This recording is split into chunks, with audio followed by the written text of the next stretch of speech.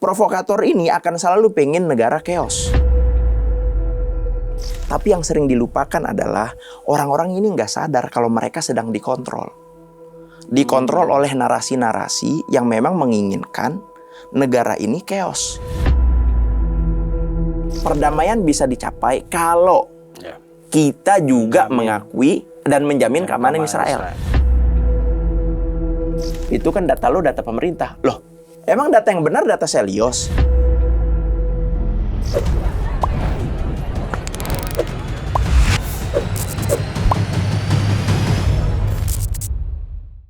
Oke, selamat sore pemirsa OTT.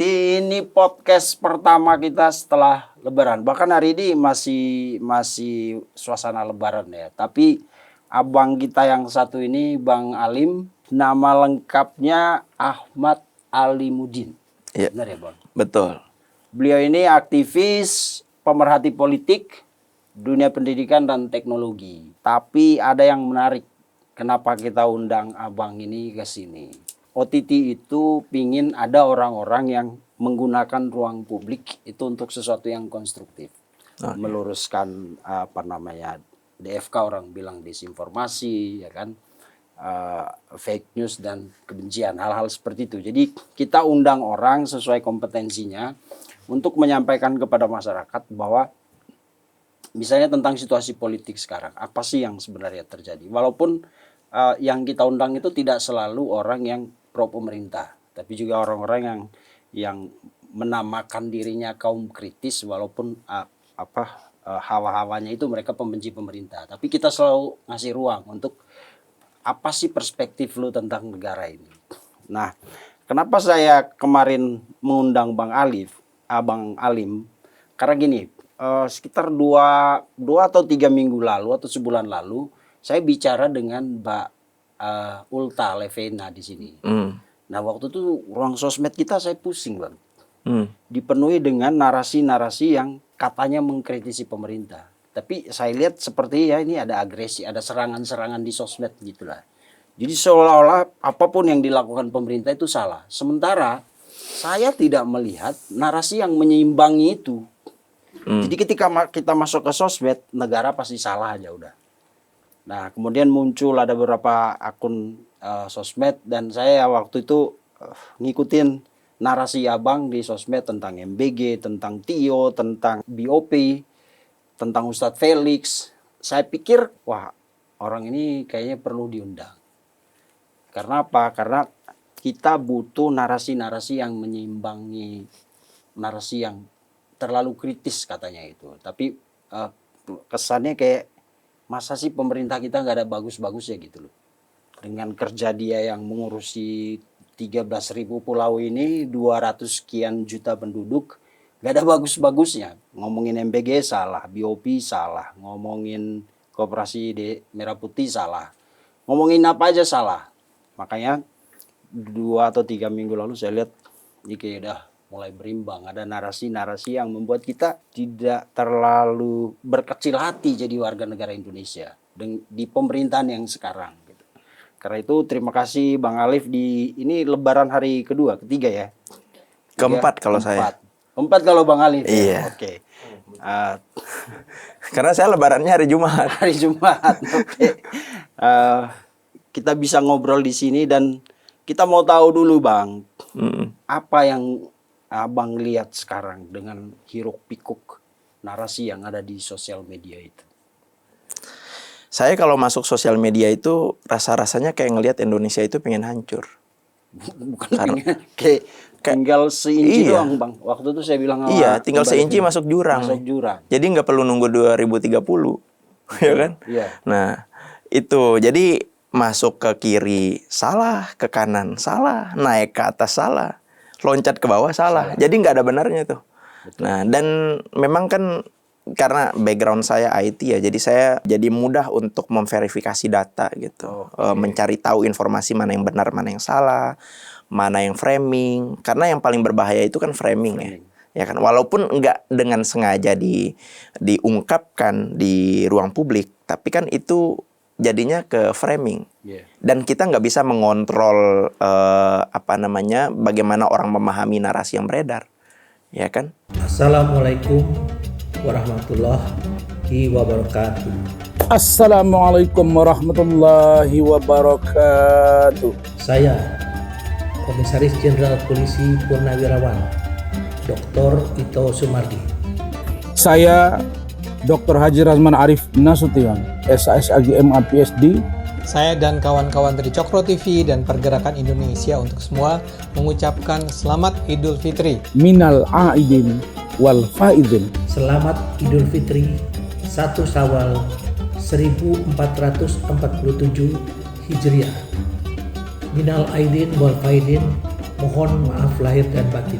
Minal aidin wal faidin. Kami juga mendoakan agar kita semua, baik yang muslim maupun non-muslim, itu akan memperoleh kebahagiaan, kesejahteraan, rezeki yang berlimpah dan kesehatan. Semoga berkah Ramadan selalu bersama kita. Wallahu fil aqwamit thoriq. Wassalamualaikum warahmatullahi wabarakatuh. Tiba-tiba ada narasi A, nanti walaupun dia nggak bilang itu salah atau benar gitu ya, tapi kan orang akan terframing bahwa oh berarti ini salah pemerintah. Nanti bicara lagi yang lain, salah pemerintah. Bicara lagi yang salah pemerintah. Makanya saya dulu itu cuma pengen berusaha agar gimana sih caranya agar informasi itu berimbang. Betul. Dan saya cuma niatnya itu pengen meluruskan aja. Meluruskan informasi yang salah.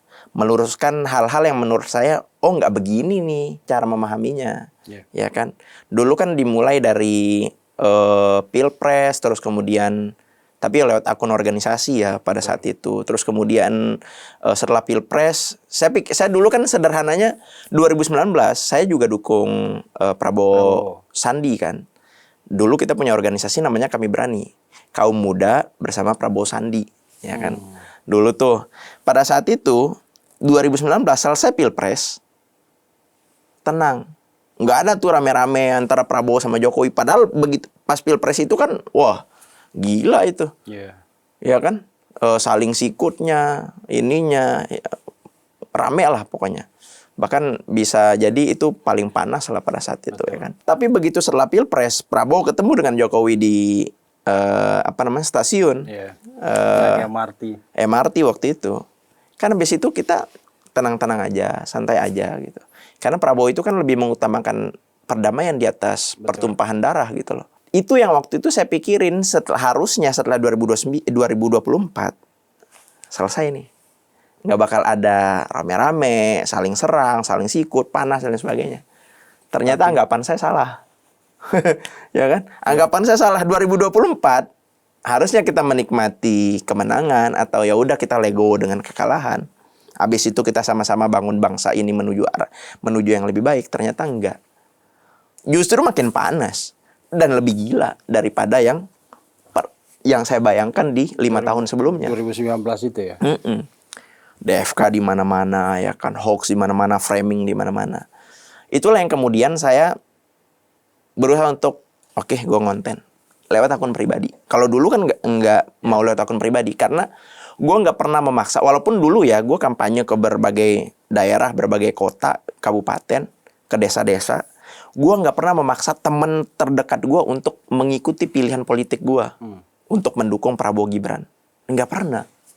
Ya udah kalau gue kampanye aja. Lo mau ikut pilihan gue silakan. Enggak pun nggak masalah. Tapi begitu gue nge-up di sosial media, gue akhirnya bicarakan soal kampanye dan sebagainya, soal Pilpres, terus kemudian lanjut ke beberapa isu-isu nasional.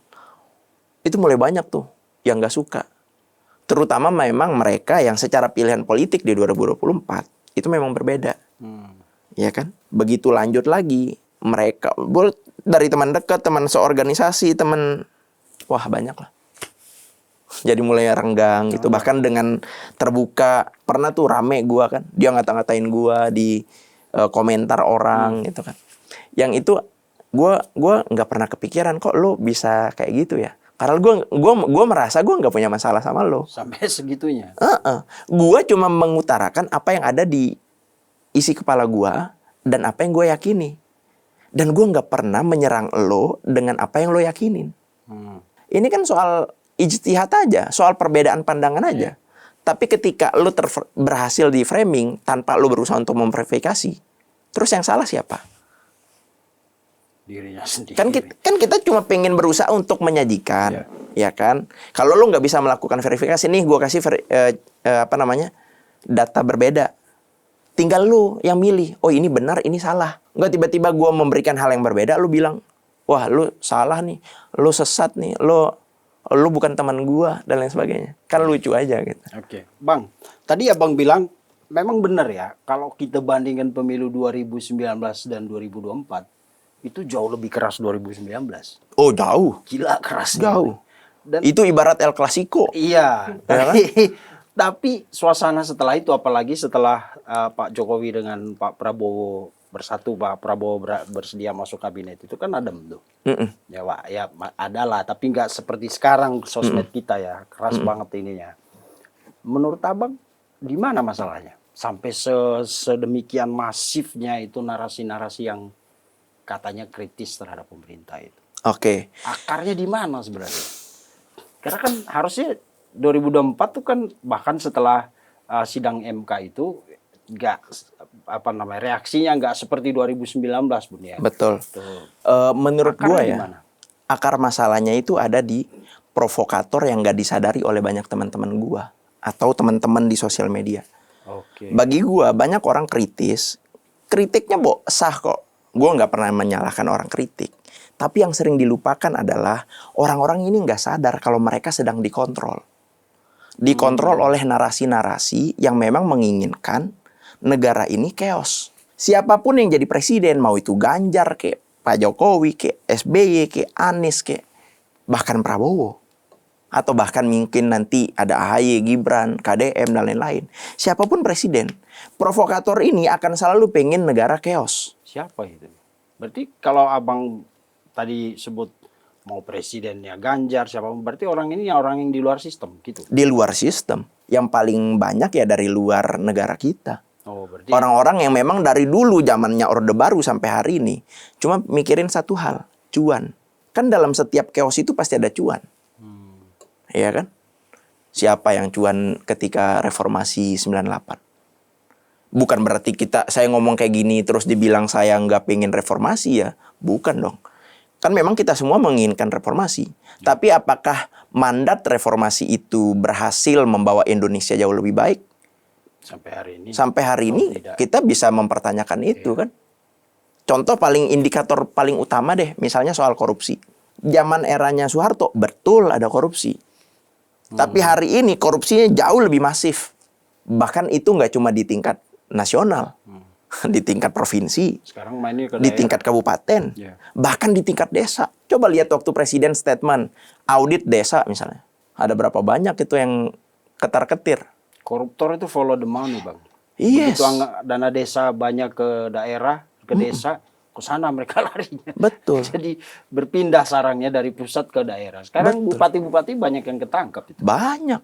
Kepala Kemarin daerah, sebelum lebaran aja banyak yang ketangkap. Iya. Yang dulu nantang orang demo misalnya. Iya kan? Nantang orang demo. Iya. Bupati-pati. Pati. Akhirnya apa? Ketangkap juga. Terus bupatinya Pekalongan. Kalongan. Kampungnya mertua saya tuh. Ketangkap juga. Konyolnya adalah dia bilang saya cuma mantan penyanyi dangdut. Penyanyi dangdut. Ya kan? Gue bilang, lu 10 tahun 2 periode jadi bupati, gimana ceritanya lu bilang nggak paham birokrasi? Kan itu ada sekolahnya. Alibi doang. Dan sekarang itu orang nggak sadar bahwa mereka itu sedang dikontrol oleh narasi para penjahat-penjahat ini. Ya mana ada maling mau ngaku, Bang? Ya kan kalau maling mau ngaku semua penjara di Indonesia nggak bakal pernah kosong. Seluruh Jakarta isinya penjara. Iya kan? Orang pasti kalau misalnya sekarang orang bilang, oh saya kan cuma ini, saya nggak paham. Ya penjahat kalau ngaku mah. Oke. Kalau kita tadi abang bilang ada provokator ya, masalahnya susah bang. Kalau kita mungkin paham gitu ya. Iya. Oh ini udah mengarah. Susah apanya nih? Susah mendeteksi dia gitu. Oke. Entitasnya dari mana? Siapa sih orang ini? Karena Oke. tiba-tiba pure semua seragam narasi. Betul. Menyerang pemerintah. Betul. Tujuannya mendegradasi, Legitimasi. ya kan? Tapi kita nggak tahu. Karena di sosmed itu kan terbuka kan. Tiba-tiba Betul. ada akun ini. Betul. Dan tiba-tiba sosmed kita isinya negara sebentar lagi hancur. Betul. Nah, bagaimana cara mengetahui? Karena tadi kan abang bilang bisa agen asing gitu ya. Betul. Provokator tuh bisa orang asing. Betul. Kepentingannya cuan. Betul. Tapi bisa nggak mereka bekerja sendiri, Bang? Tanpa ada agen-agen Lain di bawahnya. di dalam negeri lah. Nggak bisa. Pasti mereka udah ada ininya.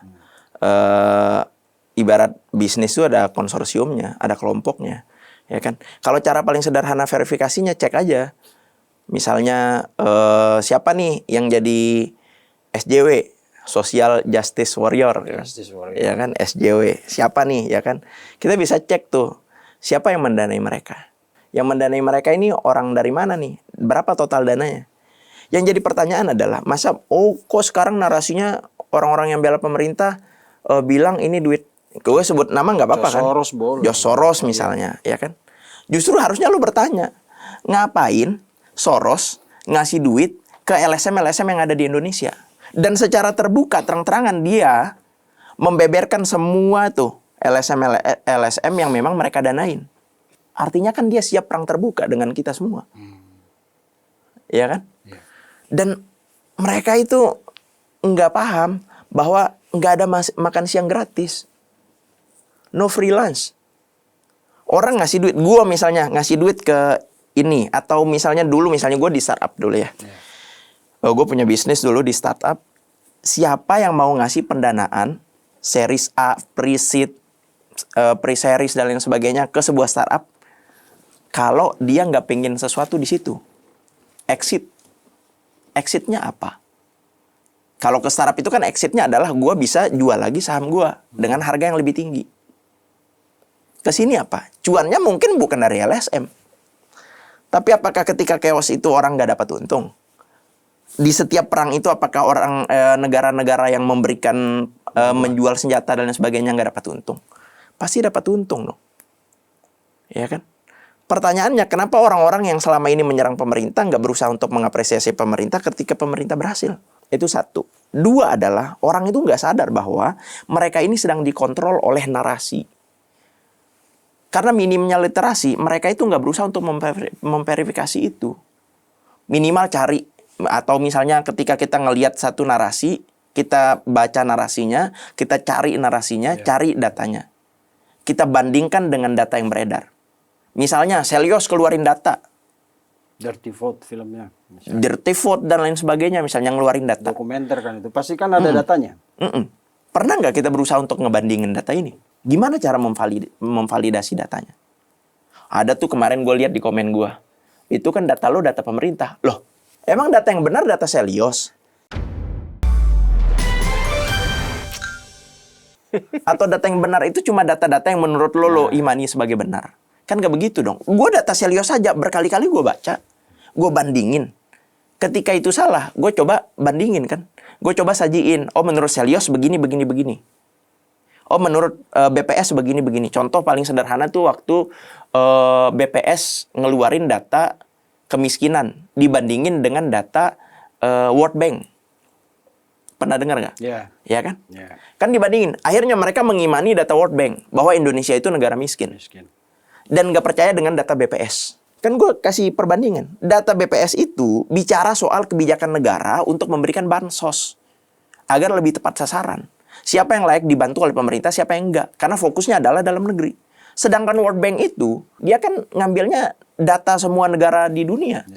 Dibandingkan dengan,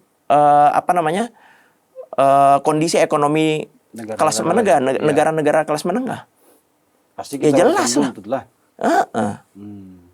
Atau Atau misalnya kemarin ada yang ngebandingin gaji guru di Jepang dengan di Indonesia jauh lebih tinggi di Jepang. Ya kan? Di Jepang 20 juta, di Indonesia 300.000. Kan maksud gua harusnya ngasih narasi berimbang. Oh, di Jepang itu kenapa gajinya sekian? Ini loh komponen-komponennya. Gini loh lifestyle orang di Jepang. Gini loh biaya hidup di sana. Di Indonesia itu kan orang menerapkan UMR dan lain sebagainya. Itu kan sudah berbasis pada penelitian, survei, data, dan lain sebagainya. Nggak bisa dipukul rata. Nggak bisa dipukul rata. Contoh paling sederhana aja. Kita misalnya daftar LPDP. Saya keterima LPDP di UK atau di Belanda. dengan di Jakarta, atau di Bandung per bulan kita dikasih 6 juta. Tapi di UK per bulan dikasih berapa? 40 juta. Ya beda. Jelas beda dong. Karena apa? Karena biaya hidup aja beda.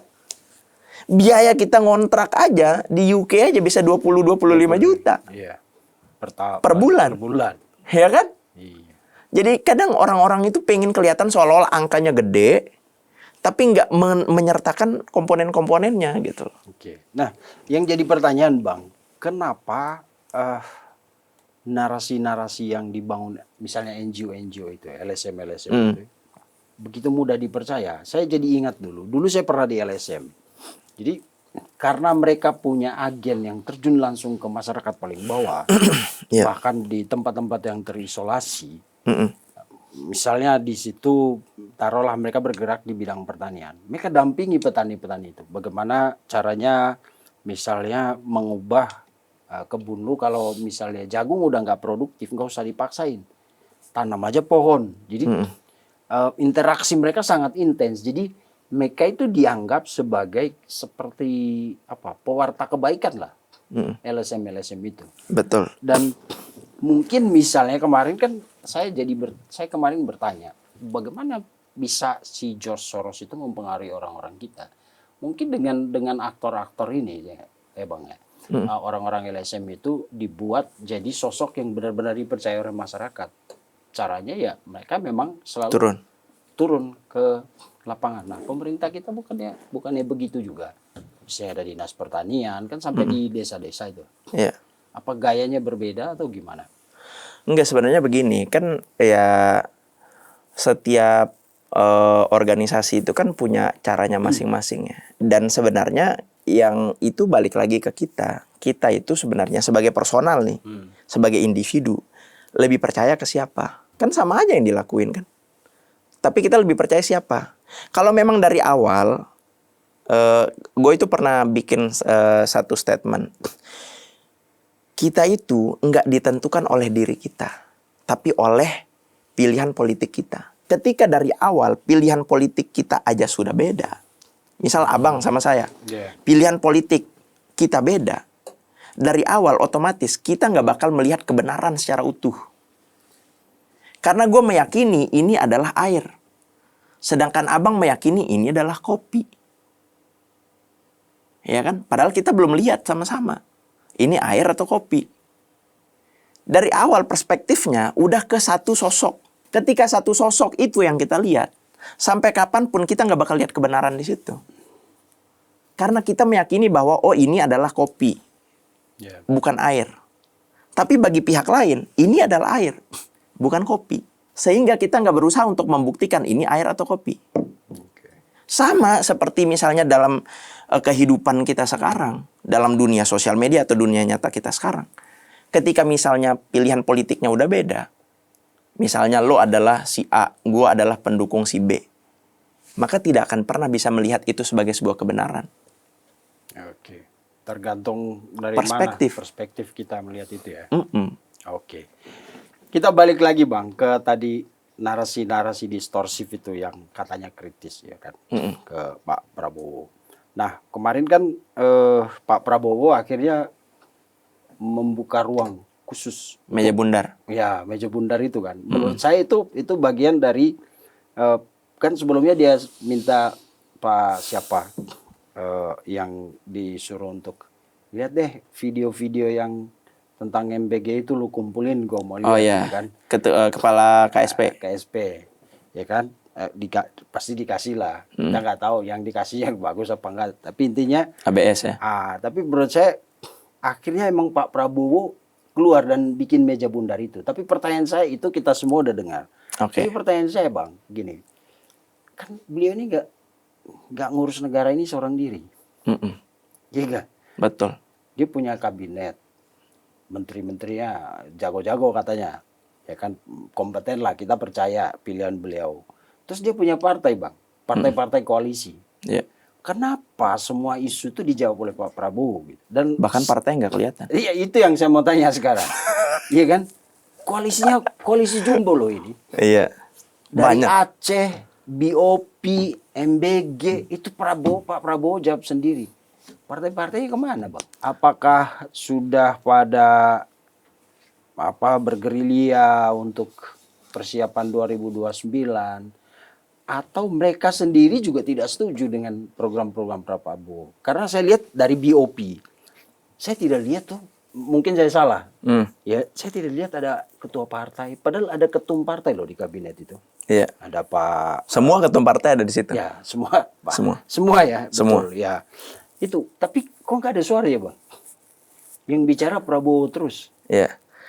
Saya sebenarnya nggak mau menyalahkan partai-partai ini ya terkait dengan diamnya mereka ya. Karena kita juga nggak pengen membuat friksi di internal ya sebenarnya. Tapi memang kalau bicara soal keaktifan dan lain sebagainya, saya yakin betul bahwa memang semua partai itu jarang yang bersuara. Bahkan nggak usah maksudnya bersuara untuk membela kepentingan presiden aja, itu menurut saya jarang. Ya kan? Dan saya melihat justru yang lebih banyak bersuara adalah influencer. Ya kan? Justru saya berpikirnya adalah jangan-jangan loh ya. Partai ini udah nggak fokus untuk kaderisasi lagi. Ya kan dia punya banyak pasukan dibanding influencer. Influencer ini ada berapa orang sih? Nggak banyak. Tapi kalau partai ini kan punya kader. Kadernya sampai ranting lagi kan. DPRA kalau istilahnya kan di partai-partai itu. Sampai pengurus ranting mereka ada. Tapi mereka hari ini kemana? Mungkin sibuk dengan tugas di kementeriannya. Atau mungkin sibuk dengan apa gitu kan, kita nggak tahu. Tapi menurut saya memang hari ini itu ya banyak partai yang nggak bersuara kecuali Gerindra, karena memang Gerindranya mungkin karena adalah partainya Pak Presiden gitu.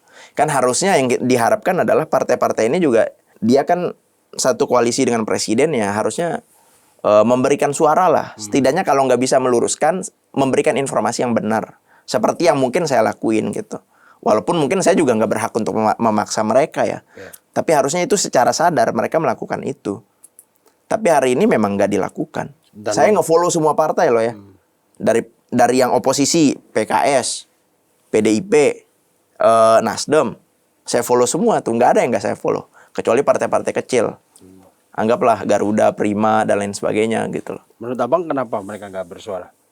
Selain karena jaga image. Ya, apalagi isu-isu yang apalagi isu-isu yang memang kontroversial. Iya, atau memang yang panas banget. Seperti BOP. Nggak siap diserang soalnya. Nggak siap diserang. Contoh waktu kemarin isu bencana Aceh, siapa yang paling diserang? PAN. Gara-gara Zulhas angkut beras, Zita Anjani ngepel, sama Ferel pakai rompi anti peluru. Ya kan? Memang ya saya nggak tahu lah ya pembisik mereka itu siapa gitu. Saya juga bukan kader partai ya. Cuma memang menurut saya netizen juga kadang terlalu berlebihan di satu sisi. Tapi di sisi lain memang kadang-kadang juga pejabat-pejabat kita juga berlebihan. Cara gitu. Ini ya. Cara mereka merespon sesuatu. Cara mereka untuk masuk ke dalam satu isu gitu kan. Jadi saya berpikirnya mungkin main aman aja daripada diserang. Ya kan? Kalau saya nganggapnya begitu. Kalau kita kan misalnya orang-orang influencer, saya nggak berpartai, yang lain-lain mungkin teman-teman yang hari ini bersuara untuk pemerintah atau misalnya bersuara untuk meluruskan informasi juga nggak berpartai. Jadi nggak ada tanggung jawab moral kepada satu badan, satu organisasi gitu. Jadi ya bebas-bebas aja. Tapi menurut Abang ketika partai-partai itu turun ke daerah bencana, mereka sedang mendukung pemerintah atau sedang mengail sendiri? Sedang cari muka. Bukan sama pemerintah pastinya ya. Sama rakyat. Cari muka aja. Karena ketika BOP itu begitu masif dibahas di sosial media, di ruang publik, di mana-mana, nggak ada yang bersuara. Kayaknya nggak ada yang bersuara. Nggak ada. Apalagi partai-partai, partai Islam misalnya. Partai yang memang berbasisnya Islam misalnya. PKB pernah nggak mereka bersuara? PKB, PKS, PAN, ya kan? P3. Walaupun nggak ada di parlemen ya. Yeah. Mereka nggak pernah ngebahas itu. Kalau jawaban saya paling amannya ya main aman aja karena takut diserang.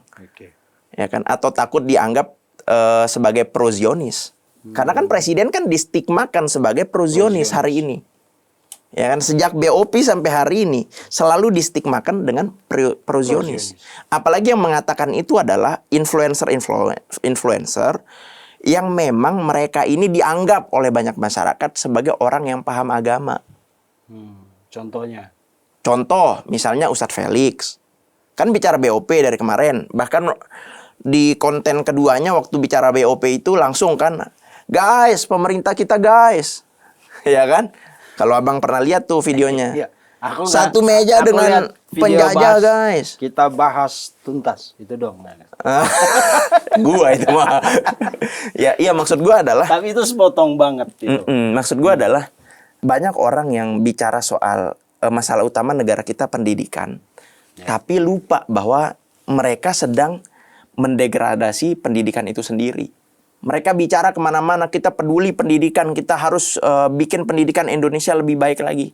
Tapi mereka secara tidak sadar mendegradasi pendidikan itu dengan cara apa? Dengan cara menyebarkan informasi yang salah, informasi yang keliru. Bahkan enggak mau mengakui bahwa mereka itu menyampaikan informasi yang salah. Kalau kita bicara BOP hari ini misalnya, pertama, bicara soal pro-Zionis. Ketika pertama kali BOP itu muncul, tahu video potongan pertama yang muncul di sosmed Indonesia? Adalah statement Prabowo pada saat selesai pidato di UN. Pak Prabowo bilang pada saat itu, perdamaian bisa dicapai kalau kita juga mengakui dan menjamin keamanan Israel. Itu kan video potongan. Dan itu nggak disampaikan setelah pidato Prabowo di Davos. Tapi itu video yang dipotong, yang mana konteksnya pada saat itu adalah Prabowo baru selesai pidato di UN, di mana Prabowo bicara soal two-state solution. Tapi pertama kali begitu Prabowo menyatakan join BOP, langsung tuh naik tuh video. Dipotong hanya di bagian itunya aja. Tapi kalau orang yang berpikir kritis, Bang, menurut saya pernyataan Prabowo itu benar. Kalau dia ngerti resolusi konflik. Iya, karena kan itu negara, itu kan wilayah konflik. Betul. Yang merasakan ketakutan, merasa terancam, itu bukan cuma Palestina. Bukan cuma Palestina. Kalau kita mau berpikir rasional, betul. Ya, bagaimana kita mau mengamankan Palestina, sementara Israel terus merasa terancam juga. Betul. Kan? Dan itu kayaknya pendekatan yang paling baru. Paling logis. Dan ya, kan? Dan logis. Kita ini kan, maksud gua, kita ini kan, apalagi yang ngomong misalnya orang yang nggak paham geopolitik, nggak paham resolusi konflik, nggak paham diplomasi, pahamnya cuma sejarah Islam. Sorry to say nih, ya kan? Kita sama-sama punya sanad keilmuan. Kalau bicara sejarah Islam, saya pesantren 6 tahun, bos, ya kan?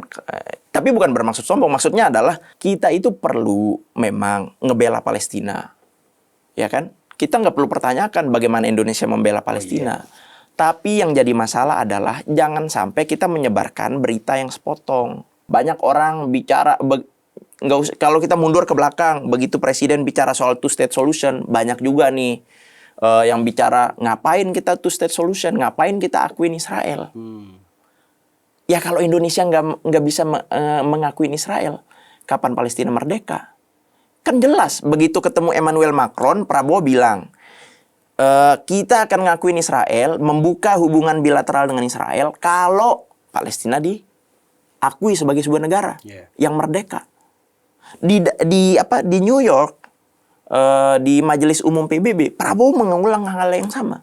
Assalamualaikum warahmatullahi wabarakatuh. Assalamualaikum warahmatullahi wabarakatuh. Penonton cumi-cumi dimanapun berada, saya Inalin. Saya Arianto Sutadi. Saya Damai Hari Lubis. saya C. Suhadi S.A. MH ingin mengucapkan selamat Hari Raya Idul Fitri 1447 Hijriah. Mohon maaf lahir dan batin. Mohon maaf lahir dan batin. Mari kita buka lembaran baru dengan hati yang bersih. Mohon maaf lahir dan batin. Wassalamualaikum warahmatullahi wabarakatuh. Peace itu harusnya dua hal, dua arah. Menjamin kemerdekaan Palestina dan perdamaian Palestina, juga menjamin juga keamanan untuk Israel. Iya dong. Iya. Masuk akal, logik. Nggak mungkin dong kita pengen ini satu orang ini menjamin Palestina, tapi dianya nggak dijamin juga. Iya, itu karena persepsi yang dibangun selama ini bahwa Israel itu agresor. Iya, Iya, padahal kalau kita lihat kan sebenarnya dua negara ini emang berperang kan. dari awal. Artinya nggak cuma satu dong yang, walaupun ada yang kita tidak bisa menutup mata juga soal perebutan tanah di situ. Tapi itu sangat luas. Panjang Tapi lah. kita fokus ke sikap Pak Prabowo karena selama kita sejak merdeka pun kalau urusan Palestina itu kita selalu berpihak ke Palestina kan. Dari dulu Itu tidak menghasilkan apa-apa. nggak menghasilkan apa-apa. Kita bawa Terus maunya bantuan apa? ke sana juga. Bangun Iya. rumah sakit segala macam tetap ya Palestina boleh dibilang begitu-begitu aja kan. Lalu masuk pendekatan baru yang tadi ada two state solution. Tapi saya sepakat dengan yang disampaikan oleh Pak Prabowo. Kita nggak bisa karena ini perang, suasananya perang. Kita nggak bisa cuman berdiri di sini. Betul. Ya, kalau kita berdiri di sini, di sana merasa terancam kan Israel misalnya. Maka Israel juga harus dijamin. Betul. Nah, narasi-narasi itu Bang yang karena kan belakangan ada dua isu besar yang digoreng-goreng menurut saya ya, kata mereka dikritisi, digoreng-goreng untuk Padahal digoreng ya. mendegradasi pemerintah. Salah satunya BOP. Terus tadi kita bicara tentang MBG juga ya kan.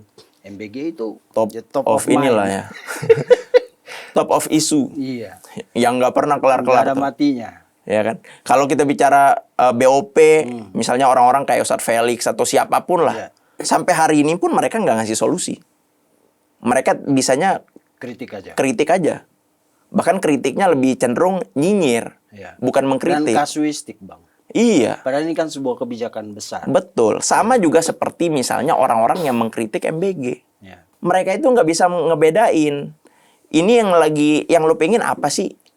Yang bermasalah apa? Yang diinginkan apa? Contoh, bermasalah soal dapur yang nggak higienis sehingga orang keracunan atau orang misalnya memakan makanan yang basi, mentah dan lain sebagainya. Kan masalahnya di pelaksanaan. Tapi statementnya hapus MBG, stop MBG, ya kan? Dibanding-bandingkan MBG dengan pendidikan, kesehatan, jalan raya dan lain sebagainya. Sama halnya kalau kecelakaan di tol intens terjadi, tutup aja tolnya.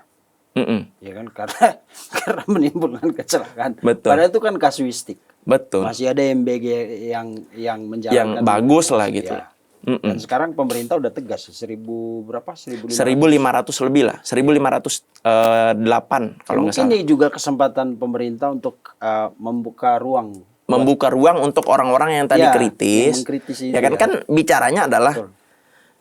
masalahnya gini, kalau misalnya MBG ini berhasil, kan pilihannya dua nih, MBG ini berhasil atau gagal. Ya. Kalau kita mau melihat ke depannya, kalau MBG ini gagal, berarti Yang gagal Prabowo. Prabowo gagal. Iya. Karena itu adalah program prioritasnya dia. Kalau ini berhasil, berarti Prabowo berhasil. Prabowo berhasil. Ya kan? Kan pilihannya cuma dua itu. Kalau ada pilihan lain, apa? Nggak ada. Atau misalnya kalau kita mau mengkritisi, kan kritik itu kita harus ingat bahwa mengkritisi contoh MBG misalnya. Yang kita kritik ini pelaksanaan atau kebijakan. Lebih banyak pelaksanaan. Iya kan? Kalau misalnya kita kritik kebijakan, apa masalah di kebijakannya? Soal itu Jangan sampai stop kebijakan, tapi nggak tahu masalahnya apa. Yang Masalahnya justru di pelaksanaan. yang ramai itu soal MBG ini mengambil dana dari Pendidikan. Ya kan?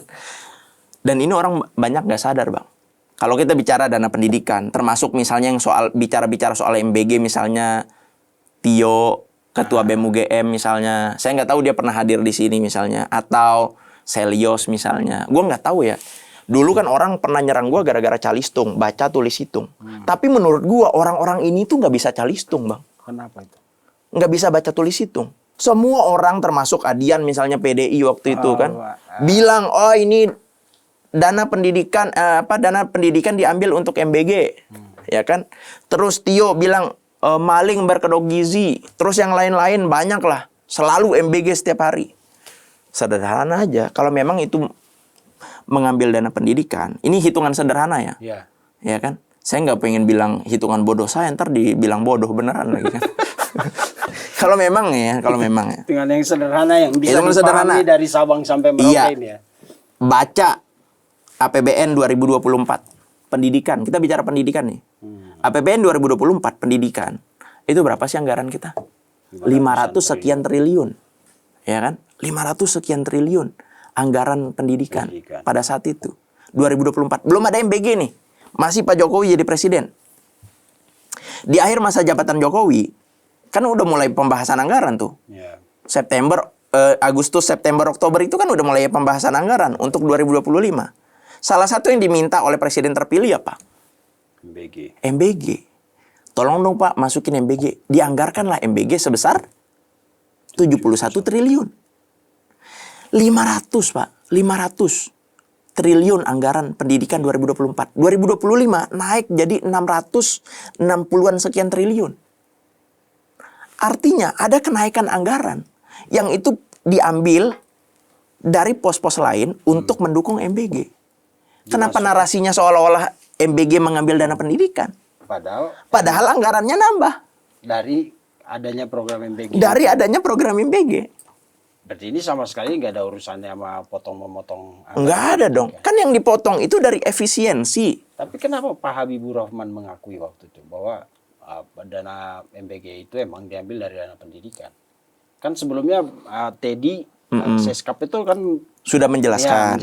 Terus Habibur Rahman bilang, Habibur Rahman itu bilang bahwa memang anggaran MBG itu dimasukin ke pendidikan, bukan mengambil dari pendidikan. Salah lagi nih informasi. Ya kan efisiensi. Efisiensi itu menghasilkan lebih dari 300 triliun. Kata Pak Prabowo. Dan itu fakta. Bahkan hasil efisiensi aja digoreng sana sini. Banyak orang kehilangan pekerjaan, bla bla bla bla bla. Loh, kok jadi tiba-tiba kehilangan pekerjaan? Kan yang diefisiensi ini kan masalah rapat-rapat nggak jelas di hotel-hotel, ya kan? ATK-ATK yang nggak penting, yang setiap tahun harus dibeli. Alat-alat perjalanan dinas, studi banding, dan lain sebagainya. Dinas luar negeri. Iya, itu kan anggaran besar, 300 triliun. Dan sekarang presiden mau mengambil alih, ya kan? Anggaran itu mengintervensi agar anggaran itu diberikan kepada rakyat. Nah, kalau pegawai P3K yang dikatakan jadi korban gara-gara efisiensi itu gimana? Dari mana bisa dibilang korban? Secara kebijakan aja P3K beda. Kalau ada gubernur-gubernur yang menyalahkan atau mungkin mereka hanya mau melempar kesalahan ke pusat. Mereka melempar kesalahan aja karena memang mereka ini pemerintah daerah ini nggak becus mengelola daerahnya. Bukan efek dari efisiensi yang dilakukan Pak Prabowo itu. Bukan dong. Dari mana? Kan yang jadi masalah kan perjalanan dinas. Contoh paling sederhana, abang gua aja yang dulu biasanya perjalanan dinas bisa lebih dari 12 kali dalam 1 tahun ke Jakarta. Dan gue bisa ketemu dengan abang gua tiap bulan gitu ya. Sekarang aja nggak bisa Bang. Nggak bisa 12 kali. Dia melakukan perjalanan dinas. Karena sudah dipotong. Dipotongnya banyak banget. Kalau pemotongan alokasi dana daerah itu yang kebijakan Menteri Purbaya waktu itu. Kan ada pemotongan sekitar 20% atau berapa tuh dari dana yang harusnya dialokasikan ke daerah. Kan dirubah mekanisme aja.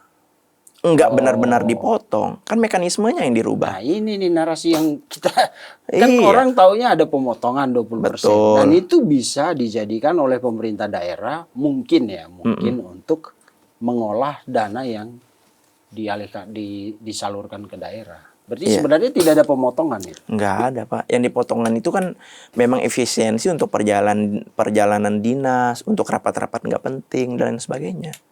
Kalau kita balik ke topik tadi ya, tadi saya kurang sedikit. Kalau kita balik, hitungan paling sederhana. Gue khawatirnya bukan gue yang nggak bisa calistung, tapi memang teman-teman ini yang mengkritik MBG ini yang nggak bisa calistung. Balik ke tadi 2024 Jokowi misalnya, ya kan? Anggaran pendidikan cuma 560 sampai 590 triliun, gue lupa pastinya. Ya kan? Di 2025 naik 71 triliun karena untuk MBG ditaruh di pos pendidikan. Karena tujuannya kan untuk pendidikan dan kesehatan. Ya kan? Makanya ada pos kesehatan juga yang ditaruh di situ untuk MBG ini. Ya kan? 2026 berapa anggaran kita? 700 ya. 700 triliun. 750-an triliun. Itu udah include sama dana MBG, anggaran MBG. Udah include dengan dana MBG. Oh, berarti kalau kita bicara nih sebelum MBG ada. Ya. Dengan setelah MBG ada. Oke. Anggaplah dana pendidikan yang katanya diambil tuh sekitar 230-an triliun. 30-an triliun. Coba deh kita hitung-hitungan sederhana. 750-an triliun, saya lupa angka pastinya ya. Dikurangin dengan 500 sekian triliun, berapa triliun? 200 sekian. 200 sekian. Dan itu harusnya Terus emang ngambilnya dana dari MBG. mana? Emang itu dana Dana MBG. MBG yang dimasukkan ke Dimasukkan ke pos pendidikan. pendidikan. Karena tujuannya satu, buat stunting, buat kefokusan belajar anak, buat gizi anak. Jadi di sini manipulasi informasi. Manipulasi informasinya di situ. Itu hitungan sederhana loh. Ya. Makanya gue balik lagi. Jangan-jangan yang nggak bisa calistung itu adalah orang-orang yang selama ini menarasikan bahwa pemerintah kejam, pemerintah zolim mengambil alih dana pendidikan untuk MBG. Dan faktanya kan memang misalnya ya, sekolah gratis kan tetap ada. Sekolah gratis tetap ada. Revitalisasi sekolah tetap jalan. Bahkan sekarang ya, Kemendikdasmen lewat Dirjen PAUD itu per Maret aja, Maret-April itu mengalokasikan sekian triliun untuk revitalisasi sekolah, terutama sekolah-sekolah yang rusak parah. Bisa dicek, pernah nggak mereka ngecek anggarannya? Nggak pernah. Nah, mereka ambil yang tadinya. Ambil yang hal-hal yang dianggap sebagai celah untuk mendiskreditkan pemerintah. Kan masalah gitu loh. Ya itu berarti yang Sitio termasuk Firdian dari aktivis muda yang diduga punya afiliasi ke PDIP itu mengatakan pemotongan itu sebenarnya nggak ada yang dipotong. Jangan-jangan dia yang calistung. Nggak bisa calistung. Nggak bisa calistung. Ya kan? Iya. Kalau bicara presiden mahasiswa, kita sama-sama ini nih. Sama-sama aktivis BEM nih. Sama-sama aktivis BEM. Iya. Betul. Janganlah jadi presiden mahasiswa nasi kaput kan. Iya. Berpikirannya hanya untuk menyebarkan narasi, bukan untuk mencerdaskan. Tapi justru orang-orang seperti itu Bang yang didengar di sosmed itu. Iya. Saya ada beberapa tokoh entah influencer atau aktivis sosmed atau pokoknya yang sering saya anggap punya umat di sosmed itu, misalnya Ferry Irwandi, ya kan? Ketika dia ke lokasi bencana aja kemarin, Iya. itu ngalah-ngalahin dukungan terhadap pemerintah loh. Kan itu framing. Tapi kalau bagi gua yang dilakukan Ferry Irwandi sudah benar. Nggak salah. Iya. Tapi kan bagaimana kemudian, begini loh, manusia di sosmed ini kan butuh aktor. Ya kan, yang mereka segani untuk kemudian hadir sebagai malaikat, sebagai guardian, seolah-olah semua yang lain itu salah, satu orang inilah yang benar, gitu loh. Yang dibutuhkan sosok. Makanya kalau prinsip saya adalah, lu jangan pernah berpegang teguh pada satu sosok. Saya mengimani betul apa yang disampaikan oleh Al-Imam Ali bin Abu Thalib misalnya. Beliau pernah bilang, unzur ilama qol, wala tanzur ilaman qol. Lihatlah pada apa yang dikatakan, jangan melihat pada siapa yang mengatakan. Arti jangan terlalu fokus pada satu orang. Satu orang itu bisa salah. Kemarin ada orang kritik gua, dia bilang, apalagi dia ini memframing seorang ustadz, ya kan? Ustadz Felix Ya, maksudnya. Iya, Ustadz Felix. Dia nyebut juga namanya Ustadz Felix di situ. Loh, manusia bisa salah. Bahkan beliau, Ustadz Felix juga bukan nabi. Ketika salah, masa saya nggak boleh kritik? Iya. Orang-orang banyak yang mengkritik pemerintah. Terus menganggap saya buzzer karena berseberangan dengan orang-orang yang mengkritik. Kan narasi kebanyakan negatif ke pemerintah. Iya. Padahal narasinya salah. Otomatis posisi saya sebagai apa? Kan orang yang meluruskan. Penyeimbang ya. Penyeimbang. Penyeimbang. Minimal la'alakum tatafakkarun. Lu bisa berpikir dari dua narasi berbeda. Ya. Apakah ini kopi, apakah ini air? Dan secara pribadi itu yang saya butuhkan, Bang. Iya dong. Makanya begitu, itu tadi saya sudah jelaskan di awal. Bahkan banyak Bang, orang-orang yang saking mengkritisi pemerintah, dalam 1 bulan aja cuan Pak. Dari followers Tio deh, dari 3.000 hampir 200.000 hari ini. Ada juga tuh TikToker, pertama kali dia mengkritik pemerintah, saya lihat kan, 2.000. Hari ini 250.000. Artinya apa? Orang lebih mengimani informasi yang salah daripada berusaha untuk memvalidasi informasi. Kan saya nggak berharap, saya Pernah nggak di berbagai ini saya bilang, imani saya enggak. Saya nggak perlu. Saya bahkan sering bilang bahwa kebenaran itu yang menentukan bukan orang lain, bukan Ali Mudin, bukan Ferry Irwandi, bukan Prabowo, bukan Anies Baswedan, bukan. Kebenaran itu adalah hasil dari apa yang sudah lo validasi, yang lo cari tahu sendiri. Kalau kita sendiri nggak berusaha untuk mencari informasi yang benar, nggak berusaha untuk memverifikasi informasi itu, maka nggak bakal ada kebenaran. Tapi persoalannya tidak semua orang yang ada di sosmed itu punya kemampuan seperti abang itu kan. Betul. Makanya memang kita juga butuh Orang yang sosok-sosok menyeimbangkan. yang menyeimbangi narasi-narasi itu. Kalau nggak ada itu bang, selesai kita. Selesai. Jangan-jangan Indonesia bubar bukan 2030. 2026. 2026, 2027 ya. Iya. Yang harusnya kita ya udah selesai pilpres adem ayem, kita bangun sama-sama negara dan bangsa kita, malah bukannya ngebangun, meruntuhkan secara pelan-pelan. Gitu loh. Resiko orang-orang seperti Bang Alim ini yang sebenarnya tidak membela pemerintah tadi seperti abang bilang. Iya dong. Meluruskan. Hanya meluruskan informasi yang ada. Kalau misalnya saya dulu 2024 adalah salah satu pentolan organisasi relawan yang mendukung Prabowo Gibran, betul. Ya kan? Tapi apakah pernah saya menunjukkan penjilatan yang sangat signifikan ke pemerintah? Kan enggak juga. Tidak. Ya kan? Tapi dituduh sebagai penjilat, dituduh sebagai buzzer, dituduh sepong. Bahkan Ustadz Felix aja sampai bilang, sapu terus bang, tuan lu banyak blundernya gitu. Kan dia pernah bilang kayak gitu.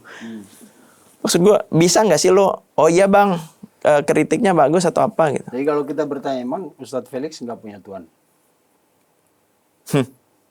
Jadi gimana netizen? Ustadz Felix nggak punya tuan? Iya kan, iya dia bilang dong. tuan Iya lu bener banyak, dong. emang dia nggak punya. Iya, punya tuan. makanya kan waktu itu saya bilang, ayo saya tantang, buktikan siapa tuan saya. Tapi tunjukin juga tuanmu gitu. Tunjukin juga tuan lo. Bahkan di podcast ini hari ini saya berani statement, nggak ada satupun orang yang berani merintah saya. Siapa? Bahkan Presiden Prabowo nggak berani merintah saya. Saya adalah orang yang berdiri atas apa yang saya pikirkan dan apa yang saya lakukan, dan saya bertanggung jawab penuh atas itu. Siapa yang berani merintah saya? Yang berani merintah saya cuma satu, SWT, Allah Subhanahu Wa Taala. Oke bang, terakhir abang saya tahu ada agenda lagi setelah ini. Nanti kita ngobrol lagi ya bang. Gampang aja. Seru soalnya. Mau 3 jam lagi juga nggak apa-apa. Butuh apa namanya narasi-narasi yang kalau mereka bilang kan sekarang tuh kalau pendukung pemerintah buzzer. Kalau orang yang menyerang pemerintah dianggap haters, ya sah-sah aja ya kan. Iya. Selama ya apa yang lu sampai, kalau saya apa yang disampaikan itu ada nilainya. Dan kita juga tidak mau pemerintah dikeroyok oleh masyarakatnya sendiri kan. Iya. Narasi-narasi yang belum tentu kebenarannya sahih gitu. Apalagi tadi Mas Bang Alim kan udah jelaskan. Dan memang kelihatan banget sebenarnya. Cuma kan tidak semua orang bang di sosmed ini yang punya kejelian seperti kita yang paham, wah ini kayaknya seperti abang gitu ya. Seperti abang lah. Dari caranya aja kemudian diselidiki, oh latar belakang orang ini, kita jadi tahu lah, oh ini mainan lu gitu. Tapi kan kita butuh juga orang-orang yang bicara sesekali fakta-fakta itu ditunjukkan gitu. Nah sekarang apa saran konklusi abang tentang betapa betapa mengerikannya pemerintah kita ini diobok-obok gitu oleh narasi loh bang, bukan oleh aksi yang misalnya kan ada itu orang-orang yang karena anggaran desa nggak masuk ke desa dia gitu, udah orang kaya itu dia bangun aja lah jalan, itu kan aksi. Itu juga bisa kritik yang lebih keras sebenarnya kan. Betul. Daripada sekedar tanpa narasi. menjatuhkan. Betul. Iya gak? Ada beberapa juragan-juragan di desa itu yang melakukan itu. Betul. Dan mereka biasa aja. Justru yang membuat itu jadi pukulan buat pemerintah justru orang-orang lain ya kan. Kalau mereka biasa aja, oh ini nggak cukup. Konstruktif. Iya. Artinya ada solusi yang ditawarkan. Dan aksi. Betul. Bukan banyak juga yang ngasih solusi kan cuma ide-ide doang kan bang. Kalau ini kan Lebih banyak kata-katain sih iya. daripada sekedar kritik. Kritik itu kan secara harfiah artinya memberikan saran, masukan, Ya. ya kan, menyampaikan hal yang tidak sesuai gitu. Ya. Tapi ini bukan menyampaikan hal yang tidak sesuai, emang isinya maki-maki aja. Oke. Jadi apa closing statement Abang untuk menyimpulkan betapa hiruk pikuknya Oke. dunia sosmed kita yang seolah-olah orang mengatakan inilah cerminan dari negara kita, padahal enggak. Oke. Pertama saya ingin bilang bahwa negara itu berjalan tidak hanya karena 1-2 pemikiran, tapi berbagai pemikiran. Maka untuk menentukan jalannya, tentu negara mengambil langkah yang paling strategis, paling taktis, paling logis untuk dijalankan. Apapun bentuknya, mau itu kebijakan, mau itu peraturan perundang-undangan, dan lain sebagainya. Tentu hal yang paling taktis, paling logis untuk dijalankan. Ya. Apapun bentuknya, teman-teman bisa cari sendirilah. Mau itu programnya apa, kan kalau itu kita bicara program ya. Tapi dalam bentuk apapun, tentu negara berjalan sesuai dengan koridornya. Yang paling mudah, yang paling logis, yang paling taktis. Kedua, bisa nggak orang-orang yang selama ini mengkritik pemerintah memberikan solusi konstruktif? Berdasarkan kajian apa? Kalau berteori, saya paham semua orang juga bisa berteori. Mengambil literatur dari berbagai buku dan lain sebagainya misalnya. Sah kok, nggak salah. Tapi apakah itu bisa dijalankan? Tentu kan butuh pemikiran dari para praktisi-praktisi yang sudah biasa menjalankan itu. Contoh misalnya MBG, ada orang yang bicara A, bicara B, bicara C. Harusnya misalnya, dikasih ke orang tuanya, dikasih ke sekolah, atau dikasih ke anaknya, atau misalnya dijalankan oleh dapur umum. Dalam yang sekarang dijalankan. Saya dulu misalnya, saya lebih banyak setujunya adalah diberikan ke dapur sekolah. Atau ke kantin sekolah. Karena memang saya anak pesantren. Makan saya ditanggung oleh dapur pesantren. Dijalankan oleh dapur pesantren. Tapi kan negara punya berbagai pertimbangan. Dan saya yakin orang-orang yang ikut dalam perumusan itu bukan orang-orang bodoh kok. Yang dikatakan Tio. Yang dikatakan Tio misalnya, dan lain sebagainya. Bukan orang-orang bodoh. Mereka orang-orang berpendidikan semua. Mereka sudah menjadi praktisi dan sudah biasa menjalankan semua. Kan negara itu, balik ke poin 1 tadi, negara itu mengambil langkah paling strategis, paling taktis, yang paling logis untuk dijalankan. Sekarang kalau misalnya lu mengkritisi, ya maling berkedok gizi lah. Kalau misalnya ada yang bicara maling berkedok gizi, siapa sih yang dibilang maling berkedok gizi? Emang partai oposisi nggak ada yang punya dapur? Emang kemarin yang menjadi pendukung Abah, begitu dapat 2 dapur, nggak diem dia. Ya kan?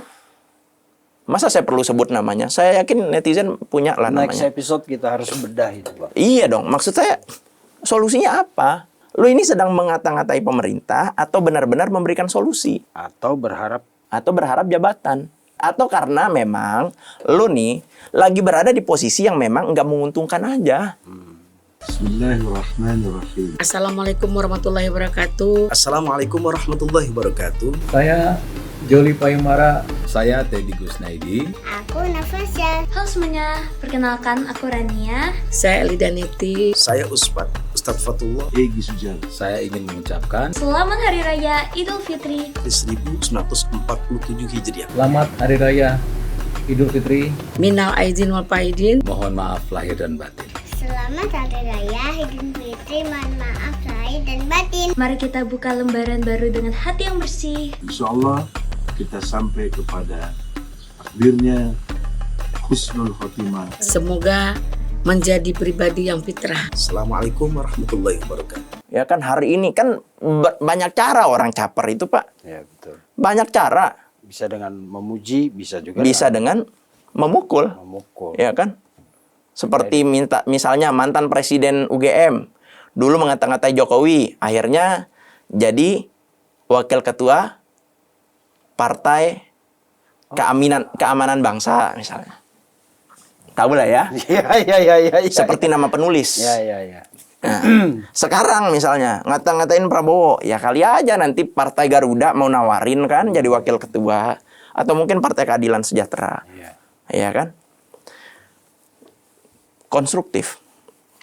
Ketiga, yang tidak kalah penting adalah kritik itu sah, boleh. Tapi ingat, kritik kebijakan atau kritik pelaksanaan.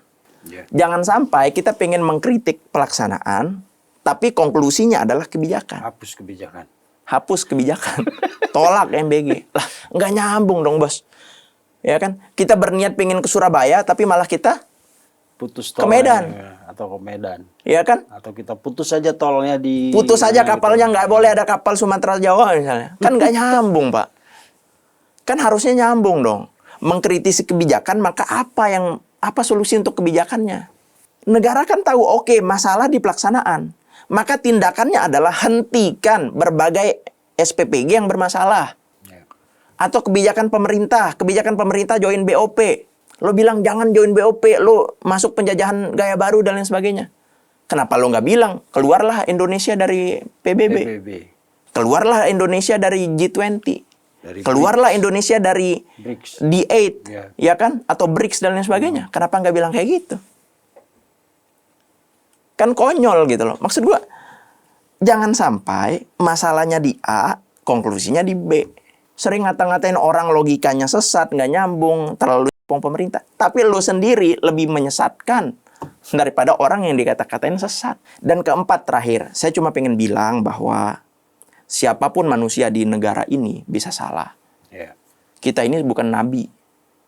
Bahkan Rasulullah juga bisa salah. Karena kita manusia.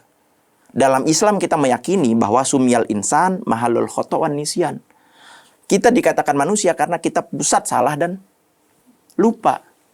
Ya kan? Artinya nggak ada yang bisa salah. Nggak ada yang nggak bisa salah. Nggak ada yang sempurna. Tapi yang perlu diingat bahwa jangan terlalu taklid buta pada satu sosok. Ya kan? Jangan. Karena pusat kebenaran itu kita yang menentukan. Kita yang tahu mana benar dan salah. Dengan cara apa? Verifikasi dulu. Datanya, faktanya, informasinya. Kalau kata Al-Quran itu kan, apabila datang orang-orang fasik kepadamu, maka tabayun. Cari informasinya dengan benar. Tabayun itu bukan hanya sekedar nanya ke Ustadz Felix misalnya, atau nanya kepada Firdian Aurelio, atau nanya kepada Salim Doer, benar nggak lo ngomong begini bang? Enggak. Yang namanya tabayun itu kita mencari berbagai literatur, berbagai informasi bahwa ini benar, ini salah. Jadi kita tahu, oh ini yang benar, ini yang salah.